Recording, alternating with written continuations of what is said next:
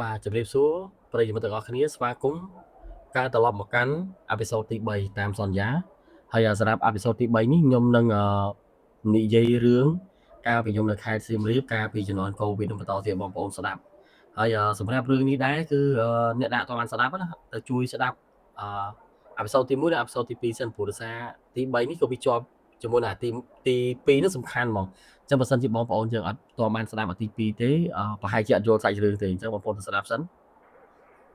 ហើយលីងដំណខ្ញុំនឹងដាក់នៅខាងក្រោមណាឥឡូវយើងចូលទៅសាច់រឿងតែម្ដងក្នុងការពីកូវីដនេះគឺបងប្អូនខ្លះអ្នកដែលបានស្ដាប់គាត់ដឹងហើយថាខ្ញុំទៅរស់នៅខេត្តសៀមរាបហើយផ្ទះដែលក្រុមហ៊ុនជួលឲ្យខ្ញុំនៅនោះគឺជាលក្ខណៈផ្ទះនៅជាប់ផ្លូវទេផ្ទះនោះជាប់ផ្លូវហើយពេលដែលខ្ញុំពីខ្ញុំទៅនិយាយអេពីសូតមុនគឺខ្ញុំអត់បានបញ្ជាក់បងប្អូនពីទីតាំងពីអីផ្ទះហ្នឹងទេព្រោះវាអត់ទាន់ដល់សាច់រឿងដែលយើងត្រូវនិយាយឥឡូវនេះខ្ញុំមកនិយាយលម្អិតផ្ទះនេះជាប់ផ្លូវធំតែផ្លូវទៅបដានៅផ្លូវទៅបដាសៀមរាបហ្នឹងណាតាក់ទងទៅនឹងផ្ទះហ្នឹងពេលខ្ញុំទៅជួលហ្នឹងគឺអត់មានអ្នកនៅទេគេដាក់លេខទូរស័ព្ទឲ្យយើងទេក៏ទេសួរម្ចាស់ផ្ទះសួយទៅព្រោះកាលហ្នឹងក្រុមហ៊ុនគេឲ្យយើងអ្នករអញ្ចឹងបើយើងជួលគាត់ទៅក្នុងតម្លៃ150កាលហ្នឹង150ផ្ទះជាប់ផ្លូវទាំងធំណាហើយមានដីមានអីទៅនេះស្រាប់យើងដាំដំណាំចំមាត់ឲ្យបានមួយអាមអញ្ចឹងពេលដែលខ្ញុំទៅជួលហ្នឹងគឺត្រូវតម្លៃហើយកក់លុយហើយអស់រើសម្ភារៈចូលទៅនៅហើយតាមមួយអាទិត្យទេតាមពិតរឿងនៅសៀមរាបគឺផ្ទះហ្នឹងលោខ្ញុំមុនគេប៉ុន្តែខ្ញុំនិយាយម្លោអេពីសូតដើម្បីឲ្យបងប្អូនយើងបានស្ដាប់ពីជីវិតខ្ញុំថាពេលដែលទៅនៅខេត្តសៀមរាបនោះវាជួបរឿងអីខ្លះទាក់ទងនឹងប្រភេទអមនុស្សហើយវាជារឿងពិតរបស់ខ្ញុំផ្ទាល់វាជាបទពិសោធន៍ជីវិតរបស់ខ្ញុំទេខ្ញុំទៅជួលហើយកក់លុយហើយខ្ញុំនៅបានមួយអាទិត្យ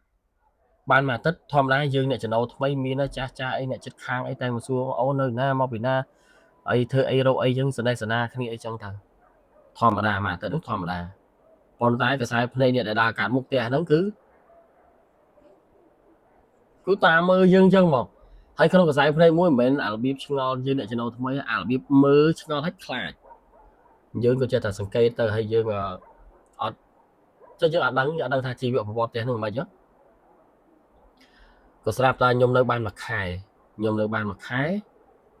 មានអ៊ំប្រុសម្នាក់ដែលគាត់ឯងចេញចូលផ្ទះខ្ញុំជាងគេគាត់ឯងមកលេងគាត់មកសួរសុខទុក្ខមកទៅជែកលេងមួយយើងអីចឹងទៅព្រោះគាត់អ្នកស្រឡាញ់មាត់ដូចយើងដែរស្រឡាញ់សត្វស្រឡាញ់ដូចគ្នាអីចឹងទៅក៏ស្រាប់ថ្ងៃមួយហ្នឹងគាត់មកអង្គុយលេងហ្នឹងខ្ញុំនៅបានមួយខែបាទស្ដាប់នេះតន់គឺអ៊ំគាត់មកអង្គុយទៅជែកលេងគាត់ថាចេះអាក្មួយគាត់ថាអាក្មួយខ្ញុំថាបាទអ៊ំអាក្មួយឯងនៅទាំងជានៅបានមួយខែតែនៅអត់ដែលមានបញ្ហាអីណាខ្ញុំក៏ចាប់ផ្ដើមចុំអ៊ំសួរចឹងមានន័យថាម៉េចចេះតែយើងក៏អត់មាត់ដែរថាអត់មានបញ្ហាអ៊ំបាច់វិញគាត់ថានេះអ៊ំតសើណាក្មួយឯងនៅផ្ទះនោះបានមួយខែយើងណាហើយចុះផ្ទះនោះអត់ដែលមានណាគេនៅបានលើសពីមួយខែមែនអត់ទេម្ចាស់ផ្ទះមុនហើយម្ចាស់ផ្ទះមុនហ្នឹងពេទ្យមិនមែនម្ចាស់ដើមទេណាម្ចាស់ថ្មីដែលជួលខ្ញុំនោះម្ចាស់ទី2ហើយនិយាយម្ចាស់ទី2ហ្នឹងនៅមួយខែដាក់តរោមចង់10ដងនៅអត់បានទេហើយខ្ញុំក៏សួរមិនចឹងអ៊ំគាត់ថាម្ចាស់ផ្ទះហ្នឹងម្ចាស់ដើមទី1គេមកម្ចាស់ដើមមកស្លាប់នៅដីហ្នឹងទៅខ្ញុំនេះព្រឺសបល់មកដល់ស្ដាប់គាត់និយាយព្រឺសបល់ហើយគាត់ក៏ថាក្មួយឯងនៅហ្នឹងអត់ដែលឃើញអីទេចុះហើយខ្ញុំក៏ថាខ្ញុំក៏ចាប់ផ្ដើមនឹកឃើញអាមេម៉ូរីយើងមួយខែហ្នឹងខ្ញុំក៏ថាខ្ញុំធ្លាប់ឃើញតអ៊ំប៉ុន្តែខ្ញុំដូចជាអត់បានចាប់អារម្មណ៍ប្រហែលជាគេអត់ឲ្យគេគាត់ថាមកឲ្យយើងឃើញតែឲ្យយើងខ្លាចព្រោះព្រឺសបល់ខ្ញុំក៏ប្រាប់គាត់ថាថ្ងៃមួយខ្ញុំនៅផ្ទះប្រហែលជាម៉ោង8 7 8ហ្នឹងខ្ញុំដើរដាក់ចំណីមកពីក្បាលប្រឡប់ហើយនៅក្នុងរោងមន់ហ្នឹងគឺខ្ញុំបើកភ្លើងពូសម្រាប់ដេញមុខអញ្ចឹងពីផ្ទះខ្ញុំហ្នឹងហើយទៅអាកន្លែងរោងមន់ហ្នឹងវាចម្ងាយប្រហែលជា10ម៉ែត្រទេឬក៏7 8ម៉ែត្រទេ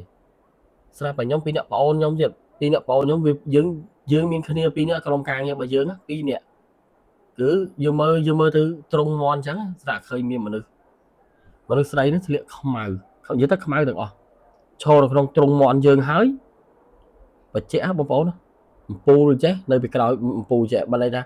pù phơi chứ hỏi còn nơi bị một pù mày nơi bị cái pù nơi một pù nơi bị cái còn trắng mình phơi nó phơi tại bị cái non còn trắng hay dân mưa khinh con đi nhưng mà khi một nhóm có người ta chọn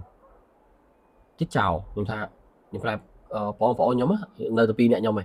chọn ăn tiếp chào lui mòn chứ còn rong cái bao thuế trên bị tia tia dương này là bay đào từ trùng mòn còn là bao thuế hết can euro lấy từ mức bạc còn tái bờ bao thẳng ai trao cho men nhục đa rô mới việc như cái anh châu đó ủa nhưng thôi vô vay sẵn anh vay tâm tơ việc như cái anh châu hay sáo gọt ọt mi nè đỏ đài những cái ngọt pi thì dương khơi nó cứ dương ở cha bà ram phòng giờ cha bà ram thở dương luôn này thà hai chị bạn không nói hai chị mình nước và hai vậy dân từ những cái bạn nghi dân á nắng lơ ti môi là thời nhom khơi đã nói nhom khai lơ ti pì lơ ti pí càng như bởi nhóm mà cả đà phải designer giống nhom cha từng thò thái nhom cha từng chạ po nhom cha từng ấy dân tới càng như cái nhom thò thằng ấy giúp nhom cạn là kỳ chẳng tập nhom thò hai giúp lãng mong buồn mong đọc nhom hộp ấy hái cứ nhom mà thơ càng như nhom mày tập bây chẳng ngày nắng nhom cạn cùng ngợp lãng cuối cạn video những phụ xa nhóm bạn quen tè nó cứ là heo thì bạn hè là heo hết cái chọn trung bình trung trung để mười khi nó có cái chọn cái nó có chọn chỉ cái này có cái chọn là hàng này đến trang tế hay bị tông tầng vào nhờ cái vùng cuối cạnh là một công tơ chứng cắt nhóm còn được thấy clean hoặc sting cái đằng nhóm còn đào từ từ cái bài mà tục tầng của miền tục nó sẽ làm lại xong rồi lại tè bài dân có bạn tu từ cỏ bao nhiêu sting hay sting làm từ chuyện sấy mất á hỏi dân mình vô máu dân thật hay dân mà đã lên tập dương đạo là tập càng như dương trắng tộc nhân tộc chơi chứ vì mình chít trăm hai là trẻ viên nó vì mình đặt chọp là nàng trắng nhóm có trên cô thư cả nhân thức phone nhóm quận người bảo còn từ tục từ hái còn sai trên bao pi cái tôi co thả bom bài vô hô bát vô sting vô át nghe khi sting mùi con này nè chẳng như một thả sting ấy tít bên nơi ní bà nơi ní bắt cái pong sting nhom bỏ post ai vậy thở và hai chị nhom cho làm hai chị ấy vô tôi đã cứ ọt thì để dẹp về để nhom lực phăng cái nhom đã cho nó cứ cruise nhom có đã được tục từ rồi nhom của ta mơ này nhom đã cho hết nhom có thôi ca nhom hết cruise nhom đã chơi biết hai nhom vô sting ấy việc bạn tôi mới cái pong sting được không tu được cọ nhom vậy biết của bà ai bom ôn chưa còn nãy sao làm nhóm có nhom mía đâu tha chồng bờ để dẹp về dưới với ai đang dương cho làm hai dương tôi con ai nhưng play chứ tại nhưng mà play nè mà hai chữ pi là tí nè nhóm là pi trắng nhóm thả ở rồi nhóm không là thả cho từ và thả phạt hai ở chỗ thì và ta cái sai phân vô để nhóm số lăng tới cái chọn anh trang cái chọn nơi vì một trong vì một nhóm sẽ thì nhóm khi mình xây mình sẽ vẽ như thế thôi mà đa là con phải thấy sọ cái này đào phúc bộ lưng sầm bò đào phúc tôi thom lá kia dưới mình bảo lưng lưng kháng con mình là nghịch kháng này hay nào mới lưng bị rong mòn đi mà lưng cứ đau phúc nhóm có stu đau từ tam mờ hơi bom phổ đó ôi bây giờ bom phổ thì nhom với nhá dương sờ lăng tới chứ á hay đang là mình sẽ xây sọ cái đúng nghiệp máu thương mà dưới mình chết dương khi có bị hiền vậy thì cái đá bên đây thành nhom mưa còn chết nhựa còn đau thì trẻ bây nhom khi có bị hiền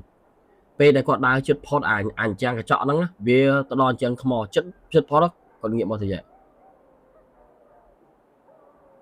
mày cọp sri mong nghĩa máu dư bên tên nghĩa máu biết nhóm lại vô ai mà cái sải này để cùi khai nhóm có rút ta mà cho thằng bực khói cho ba thằng khói bằng nước cho ba thằng mà được tới mặt chừng đen cả lại để con đa tới nó cứ ọt miên còn lo để ai còn tranh bán bố chạ sao được rồi vậy nên cái thằng và hại trở nên tía đó nhớ là hại trở nên tía nắng lớn tp này lương tí bay mà ra thì tè thằng lương tí bấy tè nắng và tốt tức cho khi tốt tức pi và tốt tức muối được không và tốt nhóm đấy và tốt tức muốn đi được hàng cả sầm rạp ở bộ lực pra và tái bên nơi cho kia máu và hai chị máu mà tận đọc chiền của nhóm thứ cai dục nhóm cắt video giúp á máu mà tận đọc chiến lại nhóm chữ pùa nhóm của châu tục tịch mai tôi dừng chơi rồi thế dừng gặp bông tập rắn á bọn đại bọn chớ ស្នាក់យើងលឺសូរសលេងខាងនោះធ្វើសលេងចា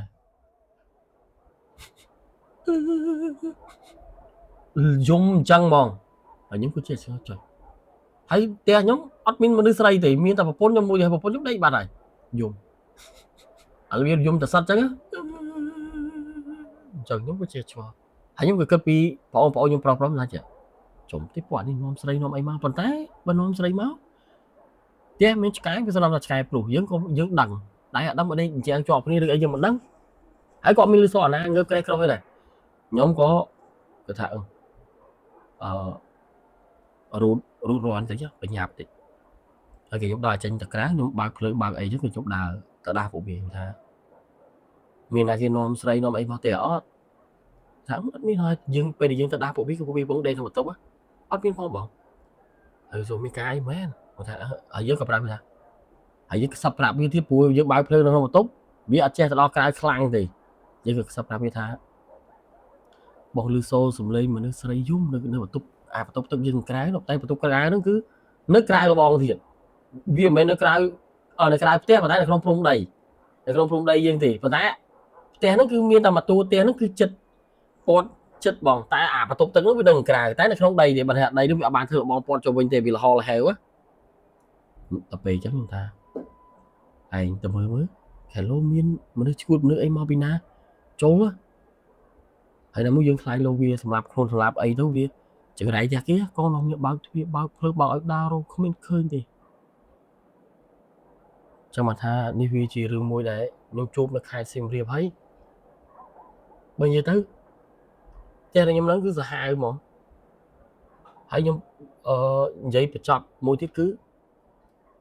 ម្ចាស់ផ្ទះហ្នឹងស្លាប់ដោយសារតែគេធ្វើអំពើចងកធ្វើអំពើនៅដីហ្នឹងនៅលើដើមឈើហ្នឹងហើយដោយសារតែម្ចាស់ដីហ្នឹងហើយនឹង